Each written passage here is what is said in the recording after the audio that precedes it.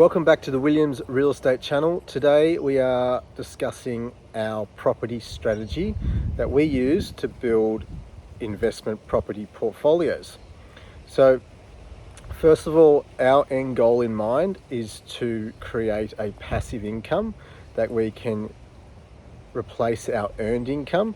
So a passive income is an income that is coming through from a secondary source, and it doesn't matter if you are asleep, away on holidays. It's not actually tied to you actually going out and being productive and earning that income like you would at a day job. So it allows you to build up a secondary income in the background, and then over time, 10 or 15 years, you'll then be able to supplement your earned income with your passive income, and then you may have the options to then work part-time, not work at all, solely rely on your passive income. So it provides you more options in life, and it allows you to then work because you want to work, and maybe even change industries, take a year off, go on a holiday, these types of things. So that's the end goal in mind, is to generate the portfolios to ultimately replace your day job. So it doesn't really matter what you do, as long as you earn 50 to 80, 100,000, you can still build a portfolio, because we look to target building the portfolio by making sure that they are self-sufficient, the properties, and that allows the portfolio to be grown over a period of 10 years. So 10 properties in 10 years. Personally, I've acquired 11 or 12 properties in the first 3 or 4 years. So depending how aggressive you want to go, it's up to you. But 10 properties in 10 years using this strategy, which we'll go through, is I believe quite conservative, even on a moderate salary income. So our strategy, number one, is to buy properties for under bank value. That is a must. So we run an RP data report, which is used by most banks, and the Commonwealth Bank typically mainly uses this report, but most banks use it. And it's basically the same report people use, or the banks use, to tell people what their budget is when they go to an auction to bid for a property. So they give them their set budget. This is how much the property's worth. It's worth $1 million. We're only going to lend you up to 800 grand. So don't bid past $1 million on that property, because they'll be past your budget. So we use that same report, but we like to go the other way. And if the property, for instance, is worth $1 million on paper, we want to try and get it for 800,000 or 900,000. So then you're building in equity from day one. So then within 6 to 12 months, you can then go back to the bank, refinance the property, top up that loan, and then extract the equity. They'll debit the money into your account, and then use that extra money for closing costs and deposit for your next property. So that's number one, under bank value. We don't purchase or recommend any property that's not under bank value. That's number one, crucial. Number two is the property must also be purchased for under construction costs, or under the cost it would be to replace it. So our sweet spot is around the 200 to 500 range per property. So this is either a unit, a townhouse, a villa, a house. When we talk about, say, a duplex where there's 2 properties on one title, it's the same concept. So within 200 to 500 grand per unit. So if we're buying a block of units for 10 units, then the most would want to pay for that is around the 5 million mark. So it's each unit, or each single dwelling, or each single property has to be within that 200 to 500 range, because that is what is less than what it costs to rebuild a property in the current market. And why we target this is because when new property is developed by developers and put out to the market and sold, they're setting a new benchmark. So currently now in the market, it costs anywhere between 600 to 700 grand to build either a unit in Sydney or a regional house. So when they're building these new stock and putting them on the market, developers dictate the price.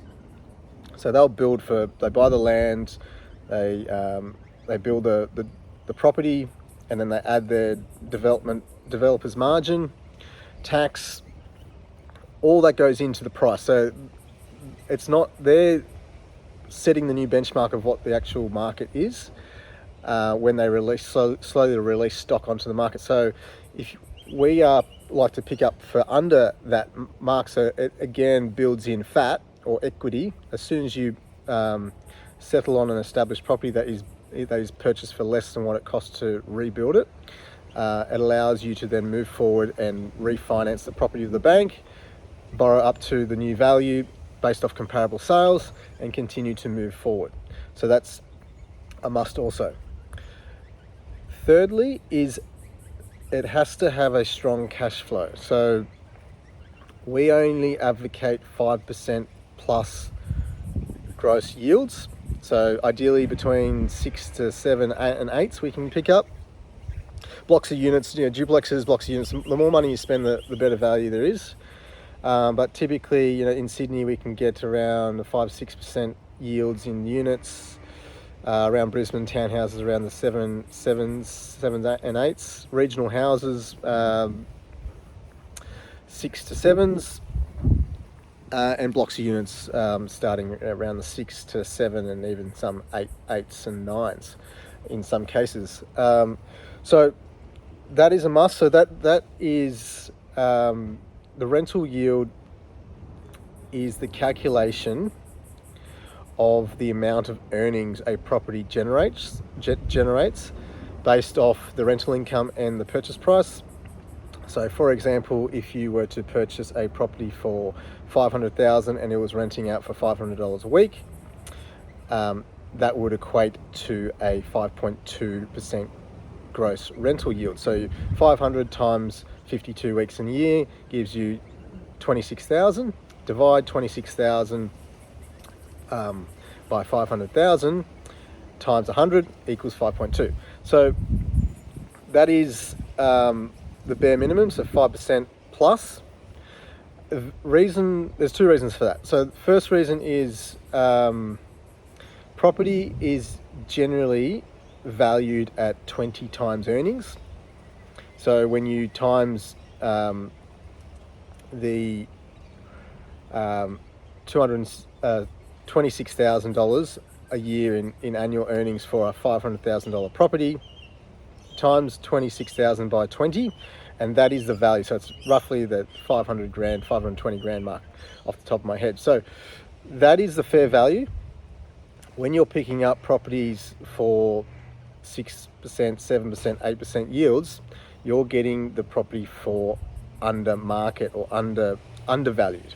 So it's like picking up a stock that's half price based off the earnings. When you purchase a property that's got a yield of 1, 2 or 3%, that it also is maximized the amount of earnings the property has. So for example, if you can't turn over the tenants and release it to market rate, so it's actually renting for market rate and it still has a bad rental yield, you're essentially overpaying for what the property is worth based off its earnings. So we don't advocate that.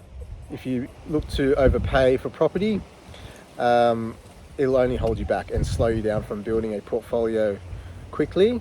There are some people out there that advocate, blue chip, beachside, new and off the plan properties, in supposedly growth properties that have very low rental yields. The reality is, if you buy those types of properties, it's only going to slow you down, because the bank looks for rental yield, because it's like running a business when you're building a property portfolio. And if you want to build a property portfolio, they have to be profitable. They have to be making money. And we find that around the 5 to 5% plus, they're ticking over and paying for all the interest, holding costs, maintenance, upkeep, insurance, property management. So at buying them at that 5 to 6 to 7 gross yields, that's where they're breaking even once you first purchased, or slightly profit. $50, $100 a week profit on purchase price. When it's profitable, the bank will then continue to lend you more money.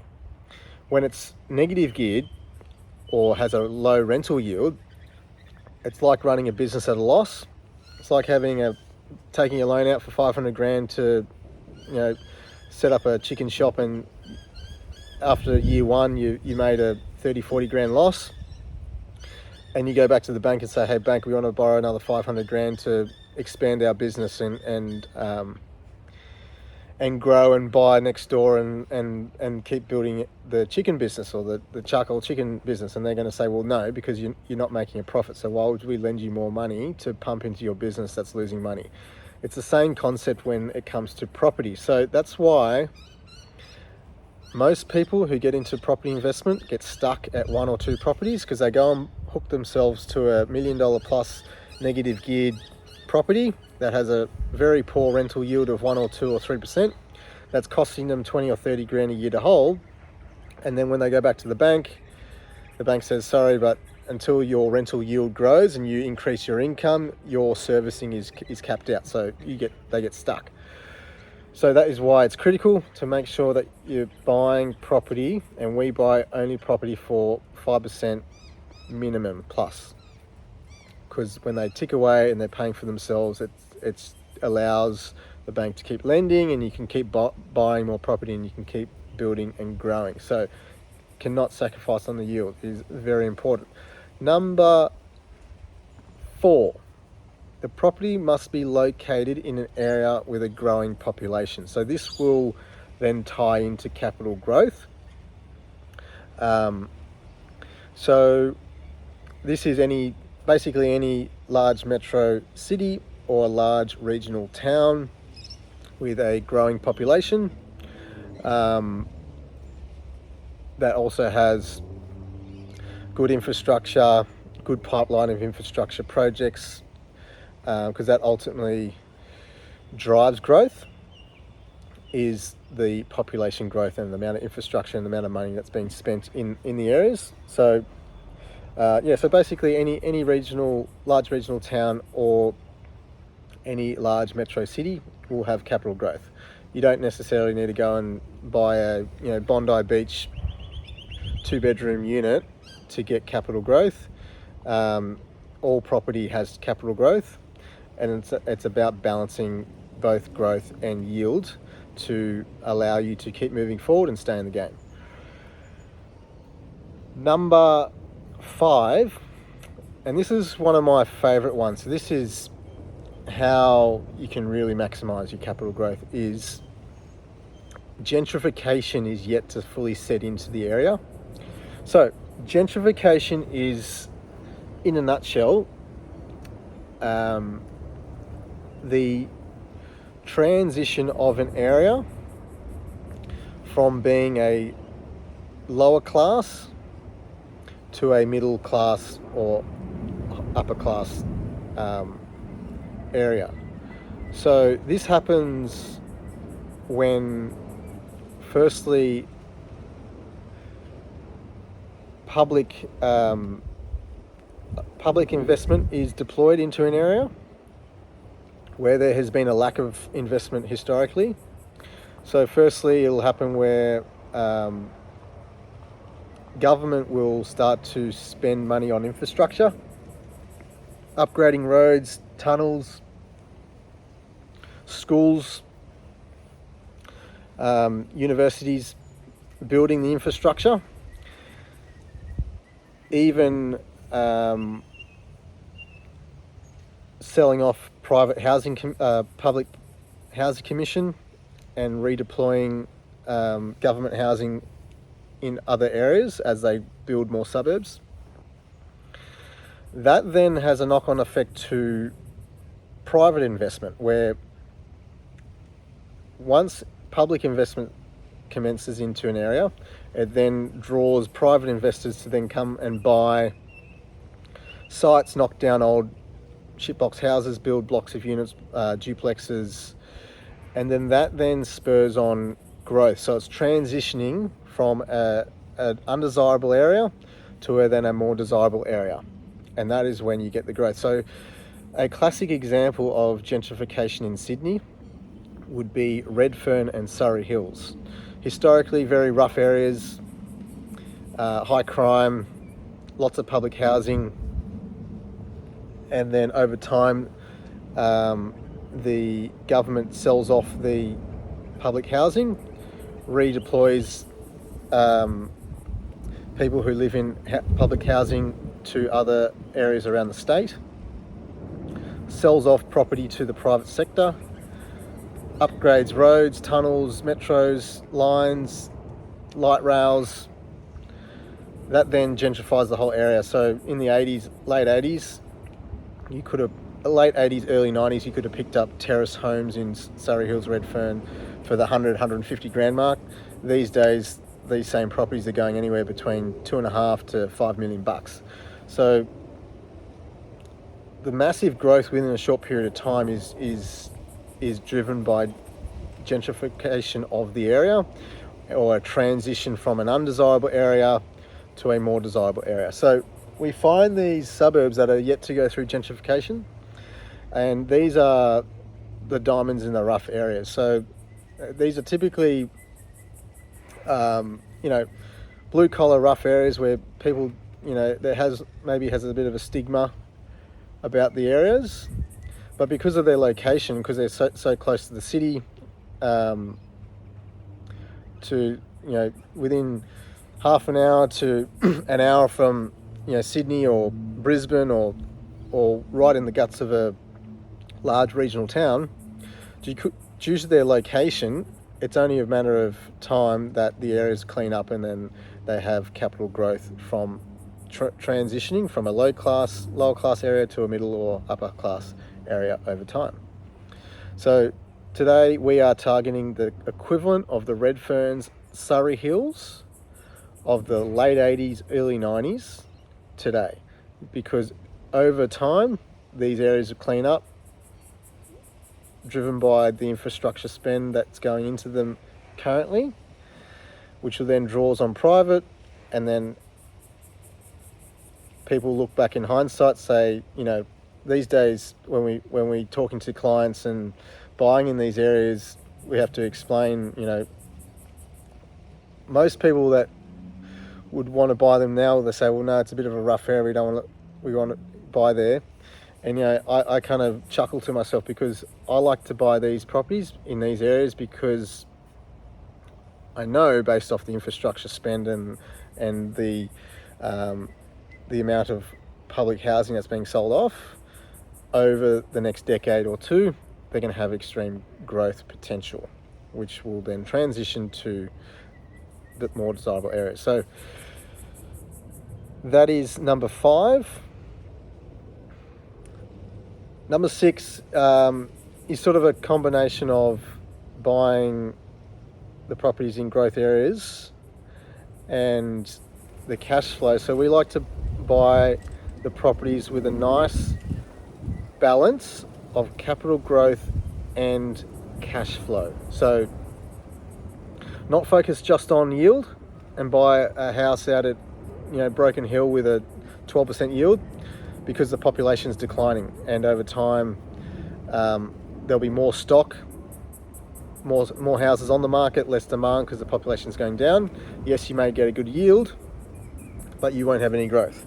If not, you might have negative growth.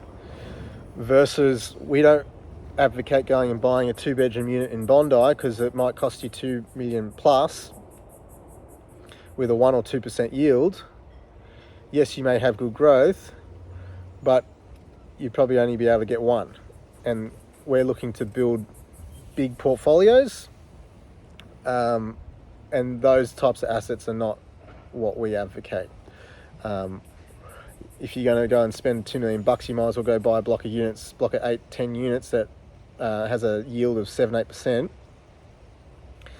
That's creating a good cash flow and you'll have good growth over time because they're in areas that will gentrify and they're close to the city, close to the CBD, close to within a large growing regional town.